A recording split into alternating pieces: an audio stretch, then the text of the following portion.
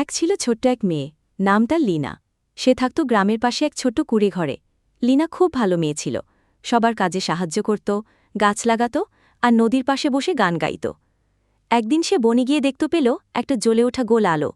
ধীরে ধীরে আলোটা বড় হল, আর তার ভেতর থেকে বেরিয়ে এলো এক অপরূপ সুন্দর পরী। তার রূপোর মতো চকচকে ডানা, হাতে ছিল এক জাদুকরি ছড়ি। পরী বলল, তুমি খুব ভালো মেয়ে লীনা, তোমার হৃদয় সোনার মতো। আমি তোমার এক ইচ্ছা পূরণ করতে এসেছি। লীনা ভাবল অনেকক্ষণ, তারপর মিষ্টি হেসে বলল, আমি চাই গ্রামের সব মানুষ যেন খুশি থাকে, কারো যেন অভাব না থাকে। পরী অবাক হল, এমন নিঃস্বার্থ ইচ্ছা কেউ করে না।